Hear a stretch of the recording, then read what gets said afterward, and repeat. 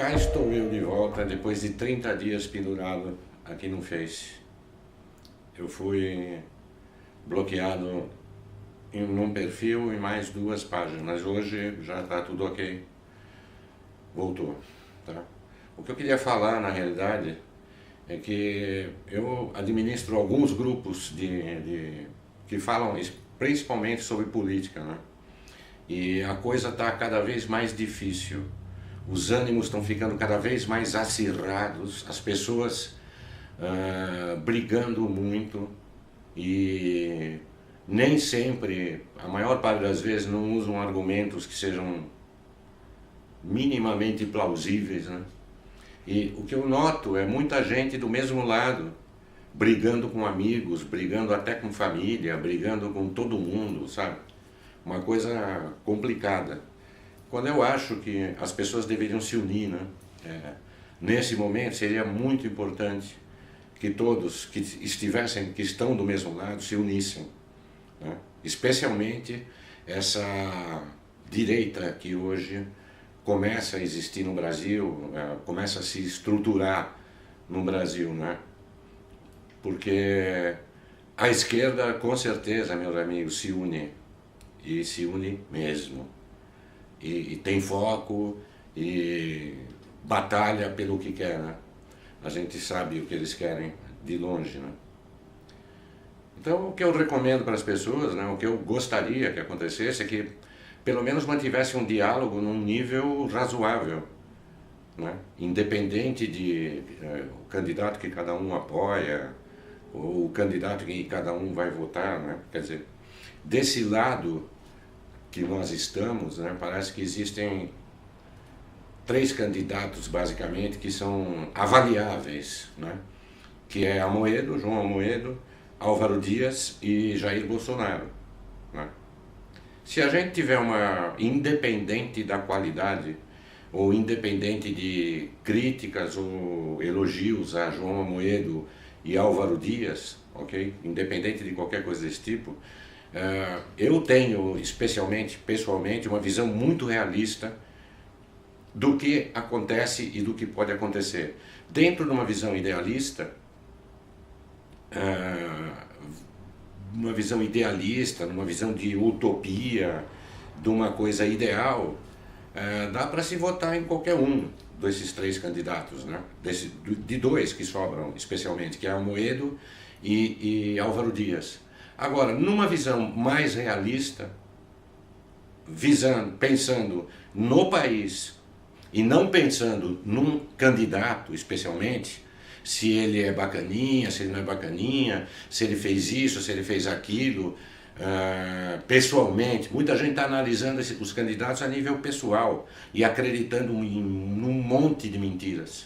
Existem mentiras sendo veiculadas não só a respeito de Jair Bolsonaro, que é o alvo principal desse grupo interessado em destruir, né?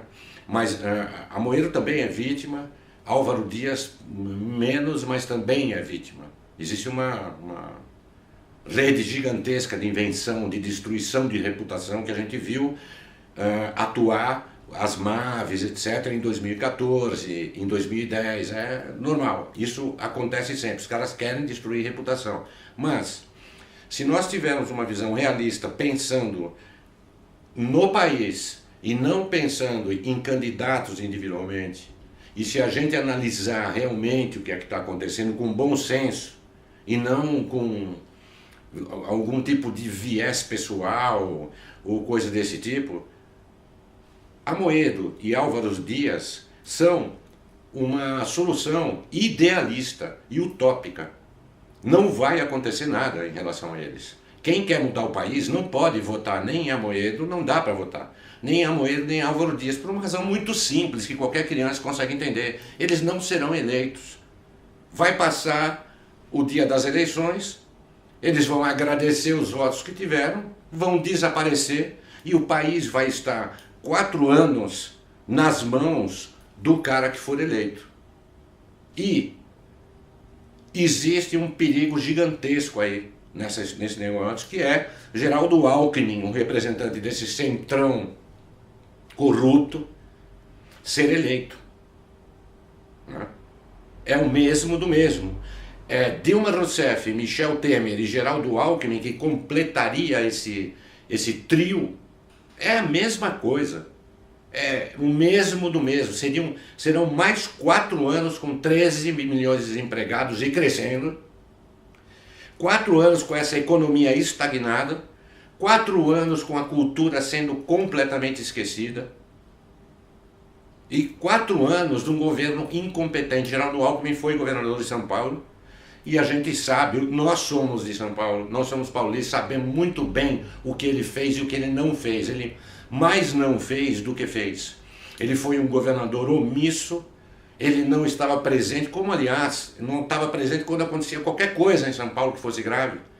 Ele se aparecesse, aparecia muito raramente, muito superficialmente, como foi o caso daquele negócio do Dória, aquela palhaçada do Dória no centro de São Paulo, para tirar o pessoal dependente de crack, aquela coisa que o Dória fez para se promover, que é outro também, né? E o Geraldo Alckmin é um cara em cima do muro, como o PSDB sempre foi em cima do muro. E mais do que isso, eu tenho um vídeo gravado agora há pouco tempo, que eu recomendaria para quem não conhece a verdadeira história do chefe do PSDB, do capo, que se chama Fernando Henrique Cardoso, que visse a história de Fernando Henrique Cardoso desde 1982, quando lá nos Estados Unidos, em Princeton, onde ele dava aula, ele fundou o Diálogo Interamericano, que é uma entidade socialista que representa todo o socialismo da América Latina e alguns do mundo, algumas entidades do mundo, uma entidade comunista presidida pelo senhor Fernando Henrique Cardoso e que em 1993 se associou ao Foro de São Paulo de Lula da Silva e Fidel Castro. Esse é o senhor Fernando Henrique Cardoso. Isso que eu estou dizendo está fartamente documentado. Quem tiver o trabalho de entrar no Google ou em qualquer outro lugar vai ver. Essa história é comum e simples, só que ninguém sabe. Me dá a impressão de que poucas pessoas conhecem essa história. O próprio Fernando Henrique Cardoso declarou para um folhetim comunista há tempos atrás aí, que ele disse que eu sempre fui comunista, sempre fui de esquerda, só que ninguém nunca acreditou. Com a cara lavada ele declarou isso, num folhetim que tinha uma grande circulação aí, né? A Folha de São Paulo. Então, Geraldo Alckmin é cria de Fernando Henrique Cardoso. O grande mentor do PSDB, hoje e sempre foi, é Fernando Henrique Cardoso. Então, eleger Fernando Alckmin, para quem está pensando nisso, eu recomendo que procure saber da história primeiro, para saber em quem se está votando.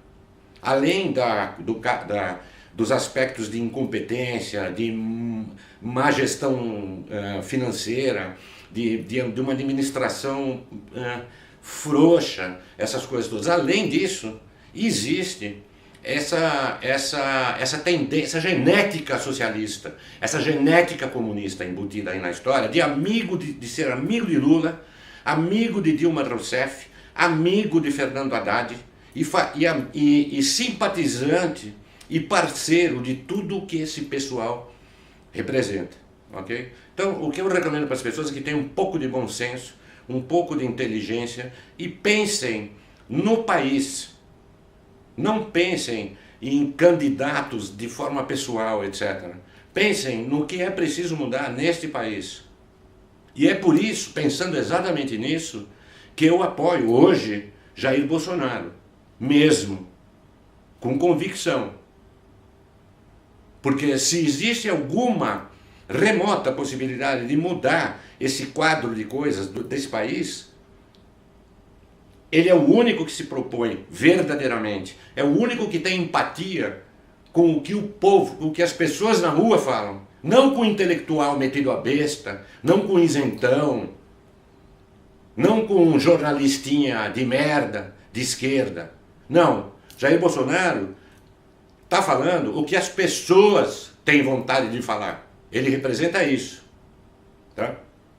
Bom, enfim, e para comentar também, lamentavelmente, esse incêndio terrível que aconteceu ontem no Museu de História do Rio de Janeiro. Foram perdidos, o museu tinha 200 anos, foram perdidos 20 milhões de peças, foram perdidas, destruídas completamente por um incêndio.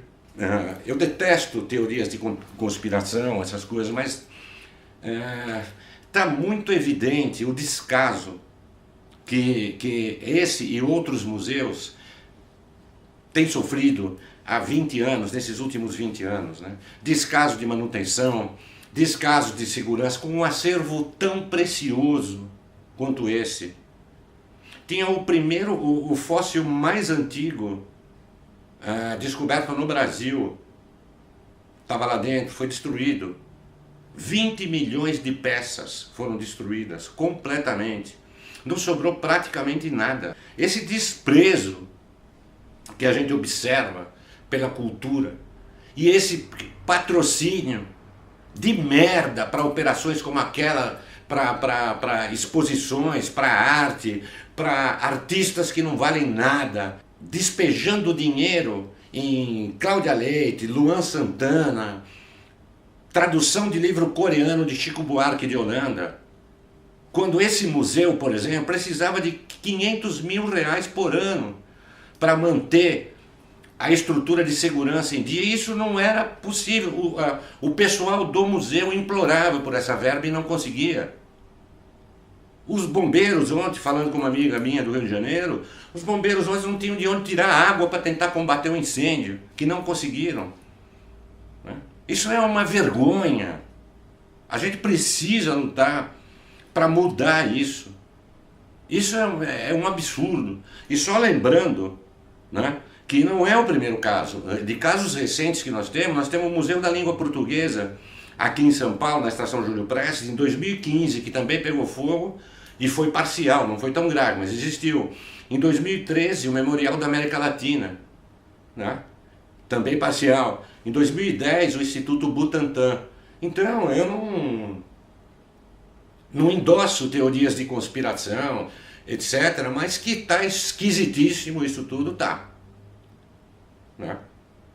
Eu acho que, não sei, se um dia vão descobrir o que foi que realmente aconteceu e o que foi realmente que causou esse incêndio.